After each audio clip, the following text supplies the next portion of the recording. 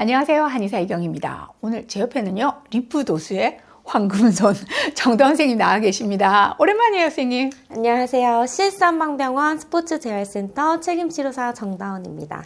요즘처럼 추운 겨울철 조심해야 할 질환으로 낙상과 뇌졸중 설명드린 적이 있는데요.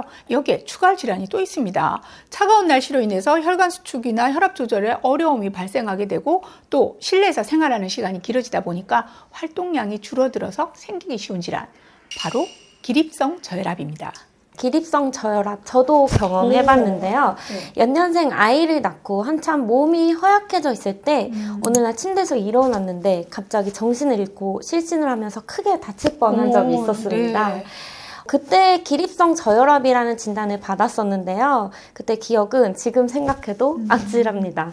주위에서 말만 들어오다가 제가 직접 겪어보니 우리가 흔하게 겪는 증상치고는 자칫 위험한 상황으로 이어질 수 있는 무서운 질환이라는 것을 느꼈던 경험이었는데요. 그래서 오늘은 많은 분들이 경험하고 있지만 의외로 방치되고 있는 기립성 저혈압 예방 운동법에 대해 알려드리려고 합니다.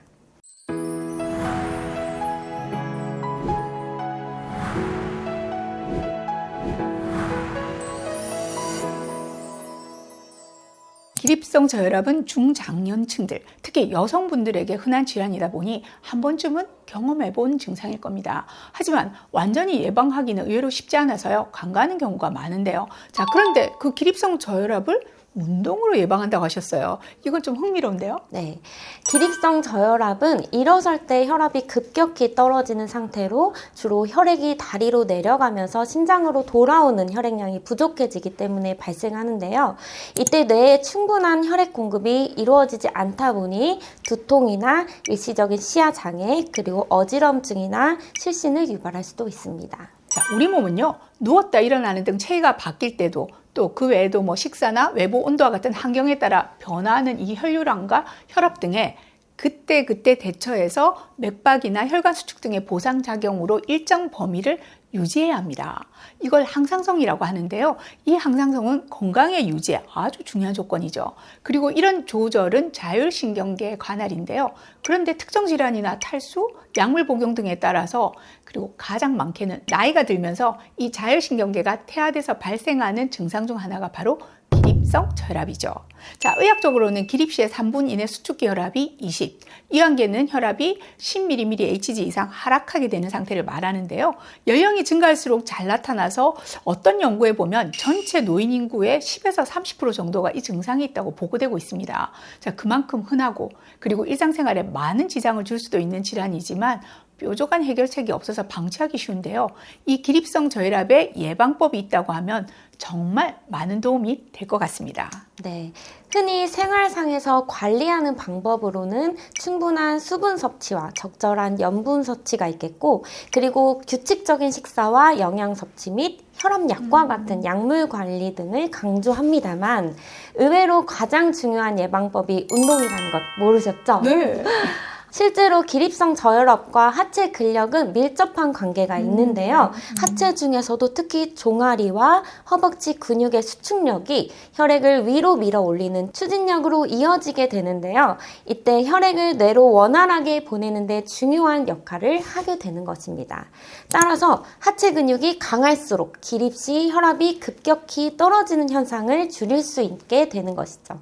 즉, 하체 근력의 강화가 기립성 저혈압을 예방하는 데 중요한 요소라고 볼 수 있겠습니다. 듣고 보면 자, 이렇게 당연하고 중요한 걸 놓치고 있었던 것 같습니다. 자, 이렇게 혈액순환을 개선하는 데 중점을 둔 운동들로 평소 일상생활에서 예방을 한다면 나이가 들어 찾아오는 불청객, 기립성 저혈압 무섭지 않겠죠?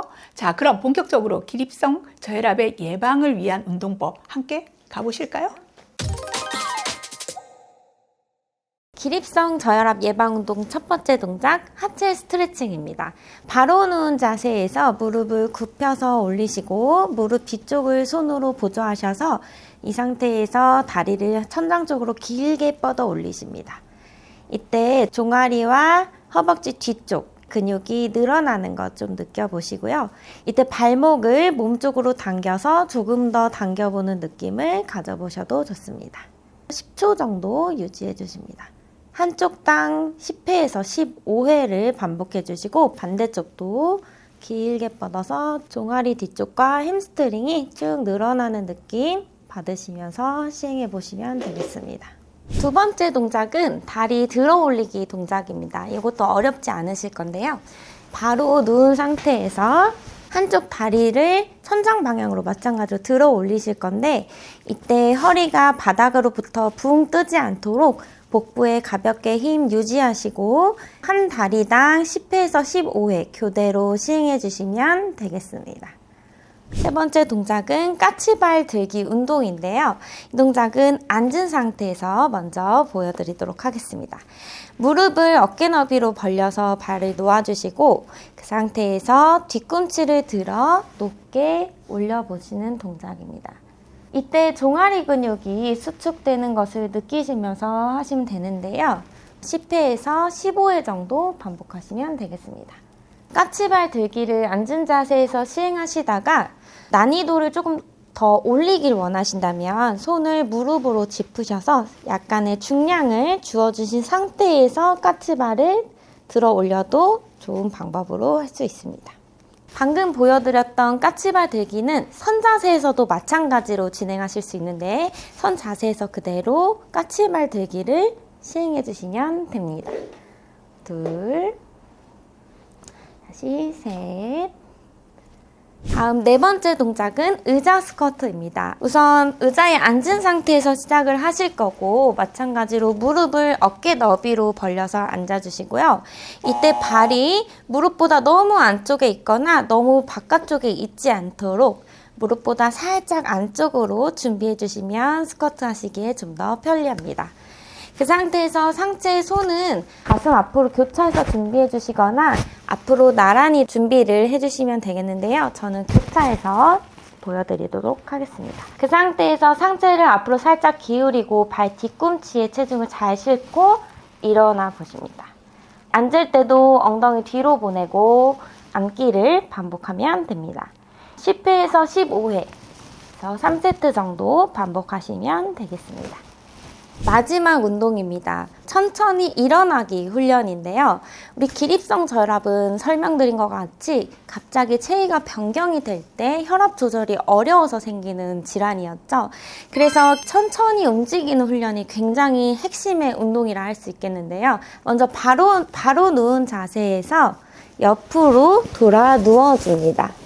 체위를 변경할 때마다 5에서 10초 정도 상태를 유지해 줄 건데요. 다음은 팔꿈치를 짚어서 상체를 부분적으로 일으켜줍니다. 이때도 마찬가지로 5에서 10초 정도 기다려줍니다. 다음 다리를 살짝 내려주시고 상체를 조금 더 팔꿈치를 펴서 들어줍니다. 이때도 5초에서 10초 기다려줍니다. 다음 엉덩이 양쪽에 동일하게 체중을 실어 앉아주시고 이때도 5에서 10초 정도 기다려주십니다. 이 동작은 우리가 체위 변경을 하는 동안 혈압 조절이 적응할 수 있도록 하는 훈련이기 때문에 모든 일상 동작을 이런 식으로 조금씩 천천히 해보시는 것이 혈압 조절 훈련에 도움이 되실 수 있습니다.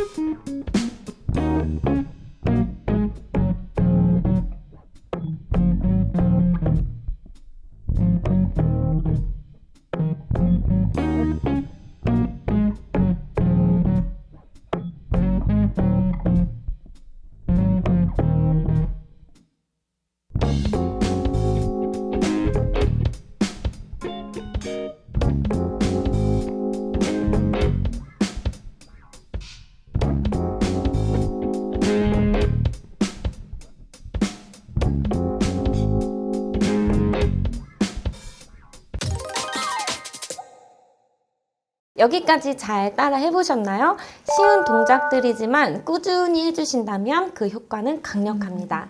특히 오랜 시간 앉아 있거나 서 있어야 하신다면 자주 다리를 움직여서 혈액순환을 돕는 것이 기립성 저혈압 예방에 도움이 된다는 점 잊지 마시고요.